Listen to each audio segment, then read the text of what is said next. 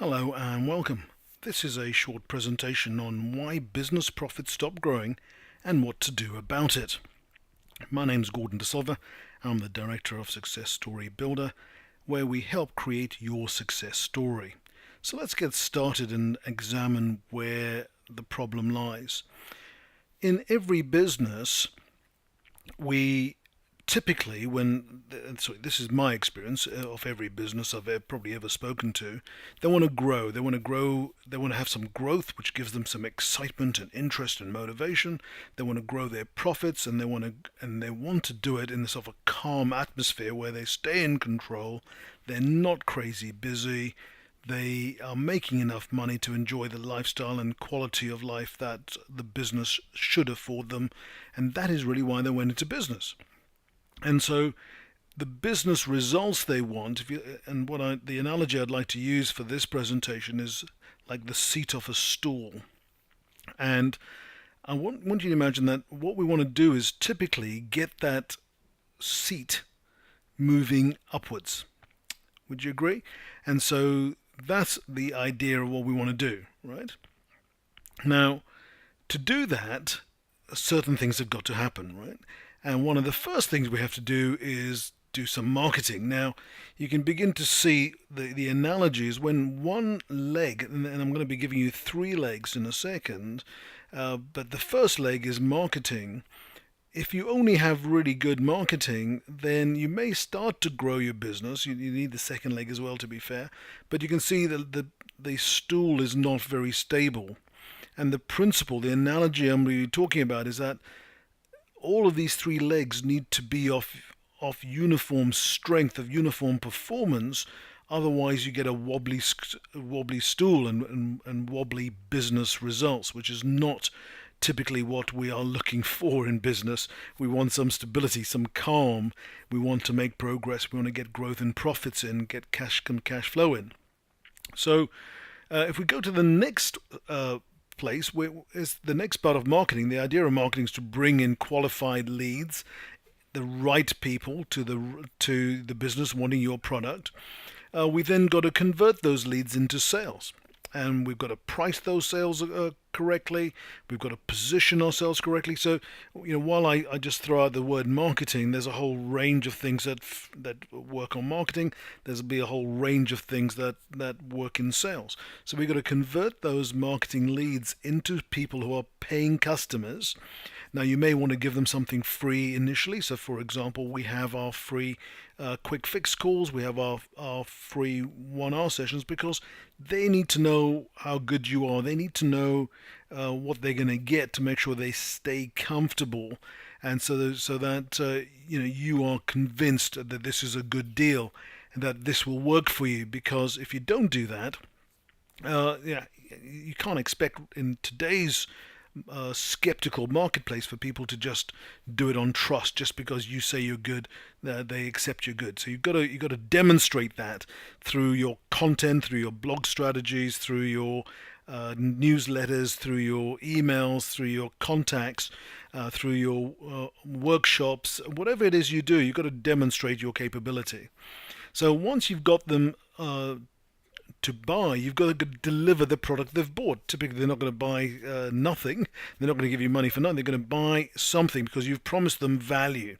You may have promised them an increase in profits, an increase in sales, or to find them a new employee, to help them design new packaging which would help them sell more, to help them stabilize their team, to help them create more time in their business. Whatever it is that your business promises, you've got to deliver on that promise.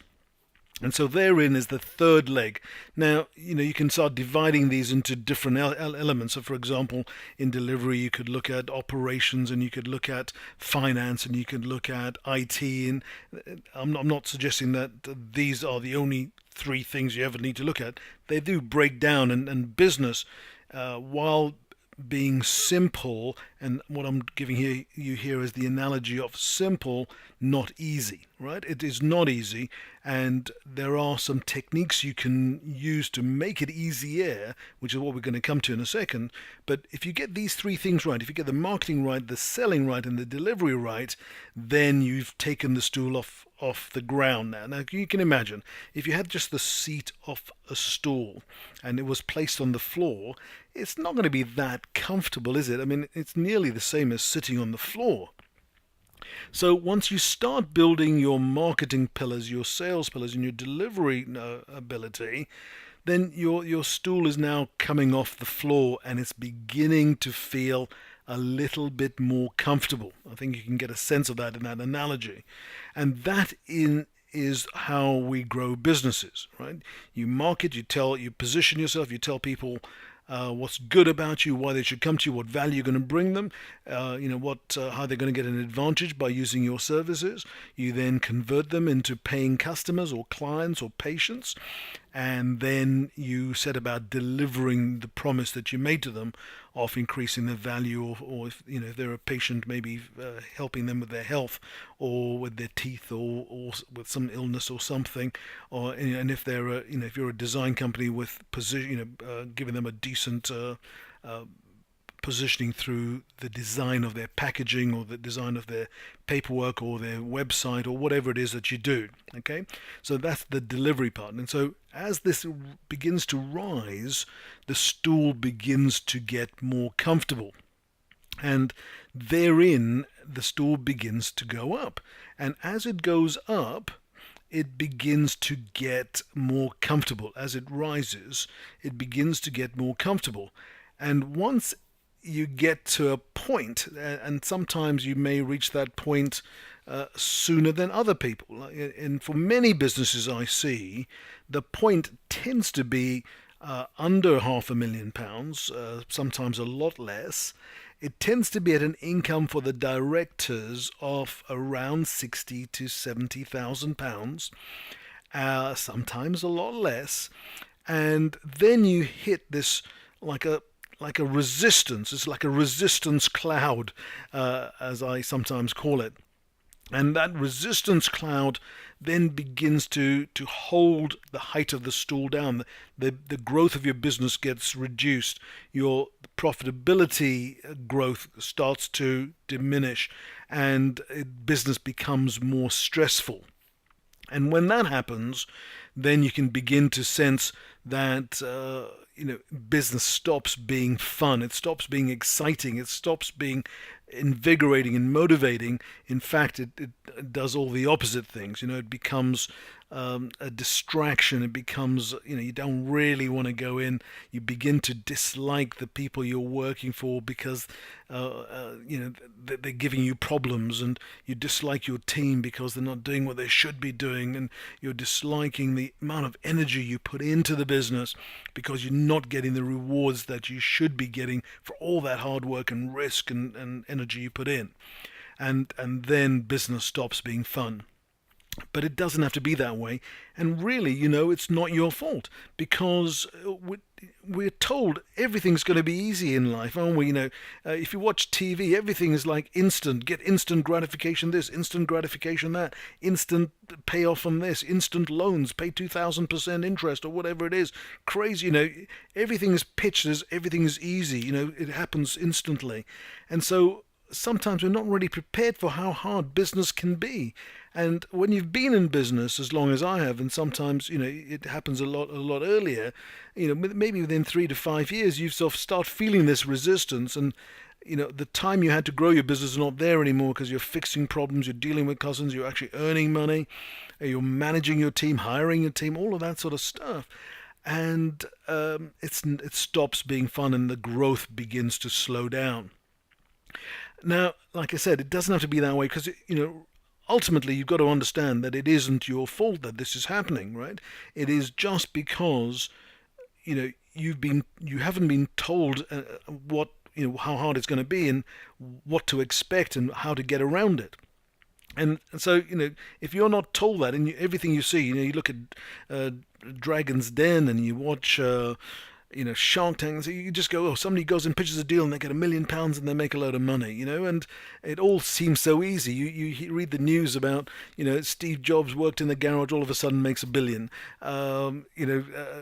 Bill Gates, same sort of story, rags to riches, and what you don't hear is the pain, the heartache, the effort, the work, the dramatic things they did to get where they were. What you do is you get this bite-sized chunk that just says, "Hey, look, great idea, make £1 billion."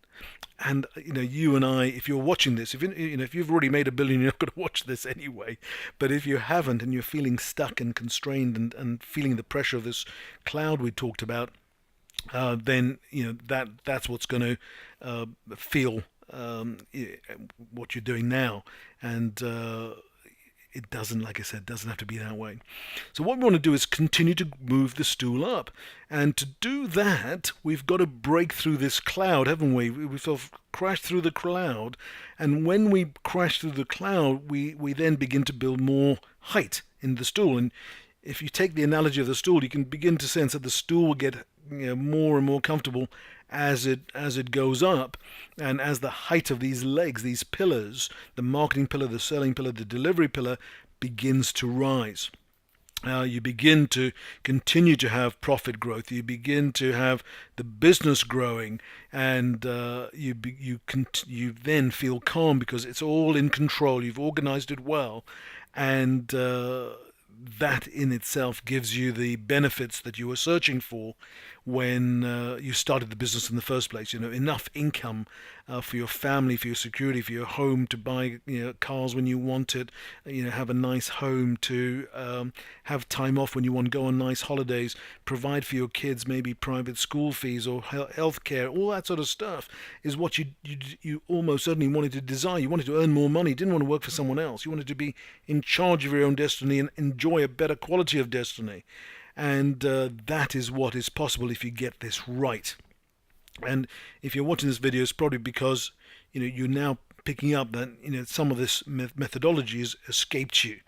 And what this is about is making you aware, because all change begins with awareness. That's what one of my mentors said to me many years ago, and I found it to be true every time. If you're not aware of it, you can't change it. Now, if you're aware of it, you can begin to search out the changes. And for me, it happened about 5 years into my business life, and I was growing at a really rapid pace. And then after about 5 years, it started getting harder to grow. It started becoming tougher. It wasn't so exciting because I was having trouble with managing my team, getting clients and getting the right prices, and competition was getting harder and harder, and so I went and searched out the best trainers, the best mentors, the best teachers, the best coaches to help me understand what was going wrong and how to fix it. Now, I was quite lucky. I found some amazing mentors, and part of this thinking comes out of those mentors that I found over the years. And so I want to bring it to you, because had I not found somebody not changed my awareness, I wouldn't have built the successful business and life that I've built. And if you don't become aware that it's possible and what you need to do that, to make it possible and to make it happen, then you'll constantly be thinking, oh, this is a struggle, I'm never going to grow my business, too much hard work, competition's too hard, there's too many people in the marketplace forcing prices down. You're going to start believing that rhetoric, and you're going to give up on looking for growth. And this message here is coming to you to go, well, no, please don't believe that message. There is growth available to you in every single market today. There is somebody, maybe 5, 10, 20 people, your competitors, who are doing really well in the same market, in the same geographical location, with the same basic service. Obviously, they've worked out how to do it properly, otherwise they wouldn't be outperforming the market. But that is available to you, and what we want to help clients do is become the top 25% of their market, in their location, in their geography, or in their demographics.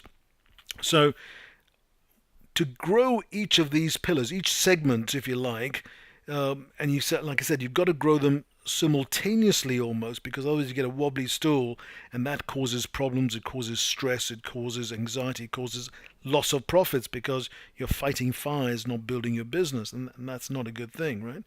And the three things that have to happen is you've got to first design an improvement. If you're designing a new service, you design a service that your market wants. You've got to have to test it, to make sure that it's what they want, and they're willing to pay for it at the price that you're willing to produce it for. And then once you've tested it and made it work, then you begin to automate it and leverage it. And one of my things is, I believe I'm like the king of leverage, right?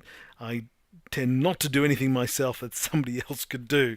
So this is something that I got trained on 20, 30 years ago, and I've got really good at it and almost do it in my sleep now. And what I teach clients to do is begin to learn from all the mistakes I made in the early days and streamline that. Why should they go through 3, 4, 5 years of learning to finesse these points when I've already finessed them and I can teach them how to do it? That's the principle. Why would you want to take 5, 10 years? Because that 10 years you've lost opportunity, right?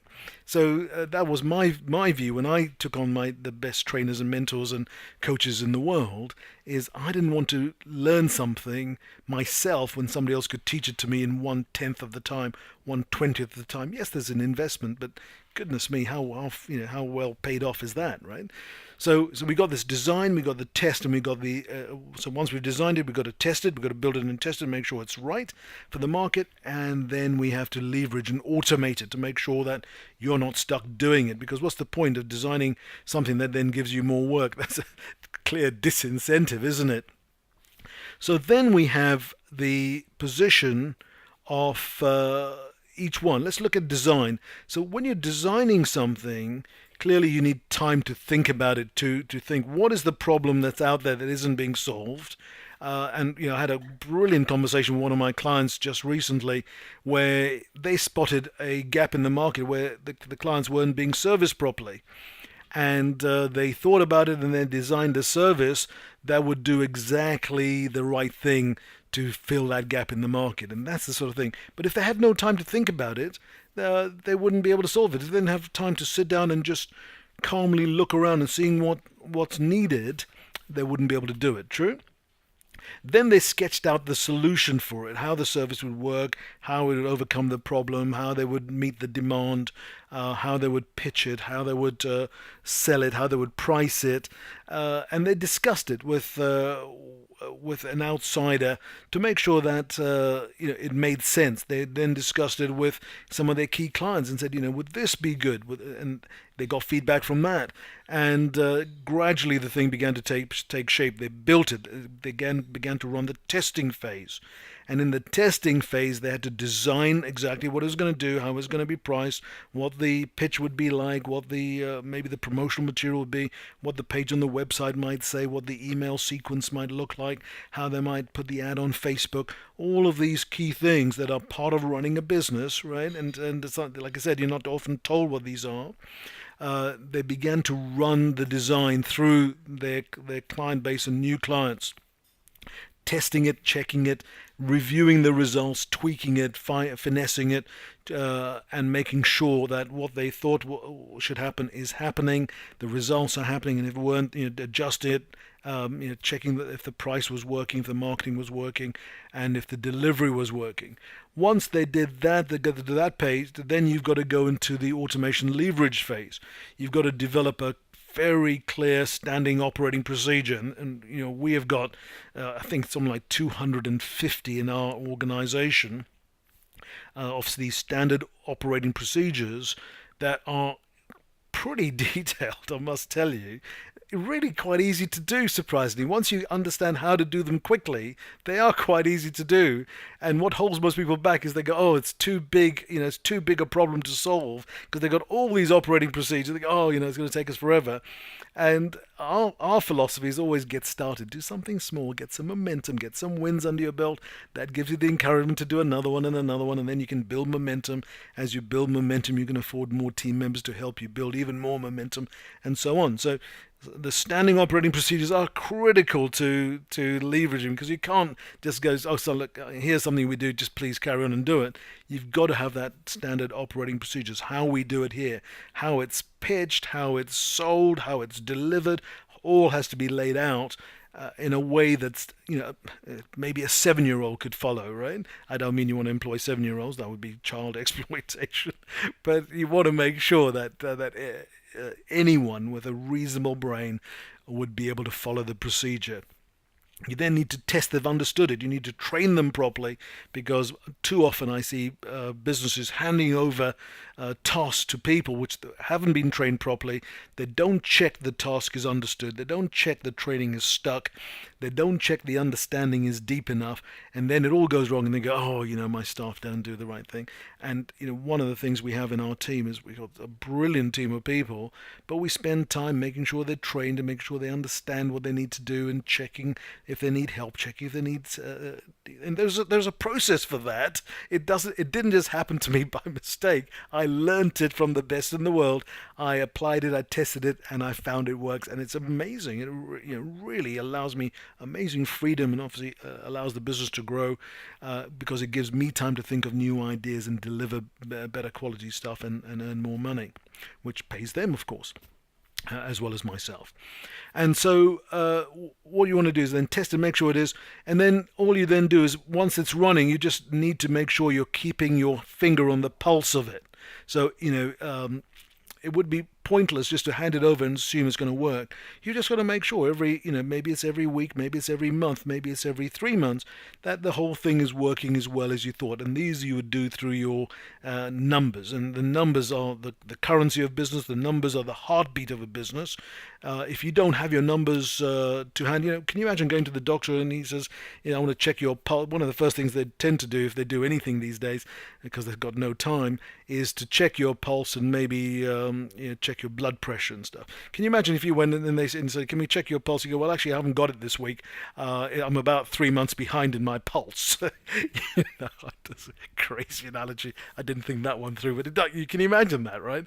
It would be, no, I haven't got my pulse for today. I'm still dealing with my pulse from 3 months ago, so I haven't got it with me, and I don't know what my blood pressure is now, because I haven't filled in all my numbers, so I'm still working on a blood pressure test from last year or something. It's crazy, right? So you've got to have your numbers to make sure everything is running, because your numbers is like a dashboard. You're driving your car down the motorway. If you're coming up to a speed camera, you should be driving the speed limit anyway. If it's 40 miles an hour, you just make sure your needle is at 40 miles an hour or less.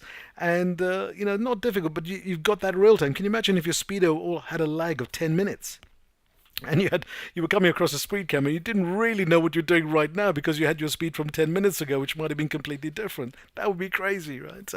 So just get a sense of that, if you would. And as you do that, you do those 3 things on each of those areas. In marketing, you design, you test, you leverage.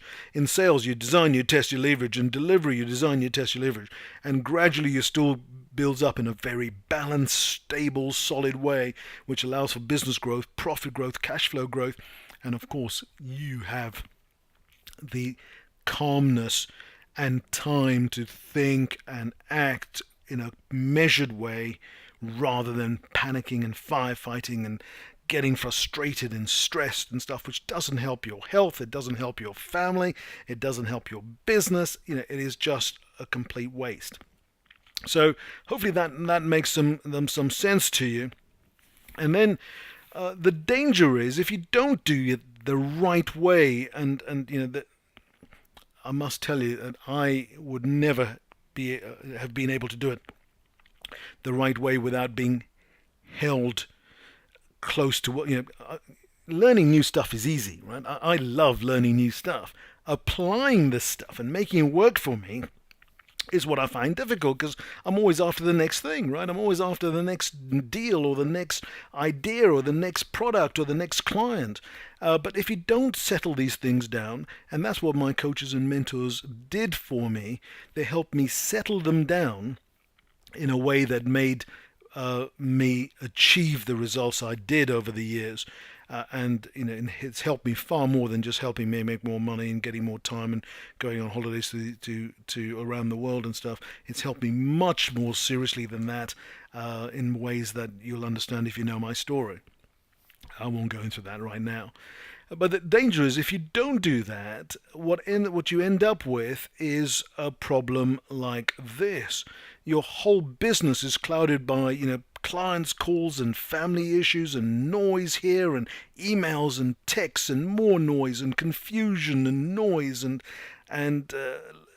team problems and stuff and customers' demands and your business gets clouded by this stuff, which then reduces the effectiveness of your thinking, of the business performance, of your team's performance, and ends in a lack of growth, a lack of satisfaction, a lack of motivation, and that is not what you want to have in your life for any longer than you absolutely have to. And so this message is coming to you to say, look, it doesn't have to be this way.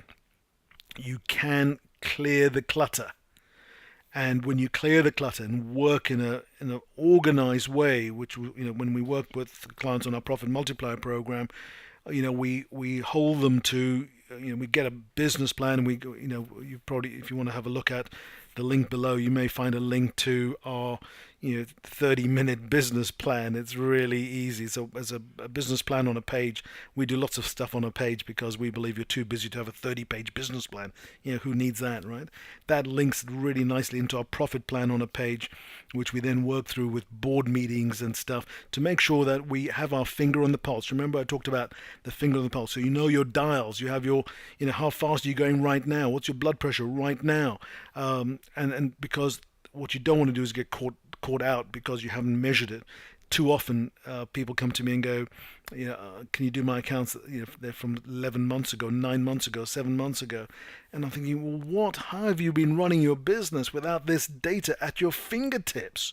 At least every quarter, if not every month. Absolutely crazy, right? And so I encourage you to realize that if your business profits are stuck, it doesn't have to be that way. It can be a whole load better, and all you need to do is see the potential and then go out and strategically capture it. Now, like I said, for me, I'm not a very disciplined person, okay? And what it turns out, I'm a typical entrepreneur. I'm really good at taking action fast, starting things quickly, taking on new ideas, making up new services that help clients and give them even better value, which I then extract in terms of fees and profits and stuff for me and my team. And I'm just a natural entrepreneur. However, I'm not very good at finishing off, of keeping things going, or keeping things under control. I'm like a whirlwind, and if I didn't have my coaches and mentors holding me to account for my behavior, account for my time, account for my projects, nothing would probably get finished. The reason we finish so much and do so much is because we have a plan, my coaches and mentors and I, of what I'm going to achieve in the quarter, what am I going to achieve in the month, what am I going to achieve in that week. And then we have our meetings and we touch base every couple of weeks, and we just make sure that, have we done what I said I was going to do? Have the team done what they said they were going to do? Have we achieved the results we set out to achieve? And gradually, as night follows day and day follows night, we have grown and become more profitable and given me the freedom to run the life I do and do the things I do. So enough of that. I'm going to stop there. If you want more, there's a whole load of free training we do, but there is no substitute for a one-to-one chat. What I'd invite you to do is have a look at some of our stuff, and when you think you're ready now, just click the button and book in a 10-minute chat with me and see where you are, where we are, and see if there's anything we can do together to help you grow your business faster. Now, Could you do this all yourself? Absolutely. If you are a disciplined person, now that you have this awareness, you could do this yourself. But most entrepreneurs, most business people are too busy. They haven't got time. I was at a client the other day, and their aim was to double their profits. That's what their aim was. The next question is, how about if could you do this? And they go, we'd have no time. I go, well, if you have no time now, how are you going to double your profits? And so the process has to be working, piece by piece, identifying a strategy which will first create a bit of time. That time then creates some product or leverage. That leverage then creates some profitability. That profitability allows you to create more time by leveraging more. That in turn, and so on and so on. And so that's what we began working with them, because otherwise they were doing nothing. They were frozen solid by the volume of things that appeared to need to be doing all the time. And as a result, they were doing none of it. They were just fighting fires, living in a world of if you like, those clouds, that emails and team problems and client demands and texts and social media, and there's a whole range of things that were taking up their time, and they were getting nowhere. The business was going nowhere. It was not growing. Profits weren't growing. And the directors were super stressed. And it doesn't have to be that way. So when you're ready and you think that the time has come to accelerate your growth, like I did, 5 years after I started my business, I realized I needed help. I couldn't do it myself. I knew stuff, but I didn't do stuff that I needed to do. And somebody helped me bring the clarity and actions to bear on my business, which then exploded my results. Fantastic results. And haven't looked back since. When you're ready, 10-minute quick chat, and if there is a fit, then we'll have a strategy session between us, again completely free of charge, where we will examine where you are and where you want to go, and we'll then decide if there is any synergy in what you want and what we do, and if we work together then or sometime in the future. So let me leave you with that first step, the 10-minute quick chat. I look forward to speaking to you on that. You take care of yourself. Goodbye.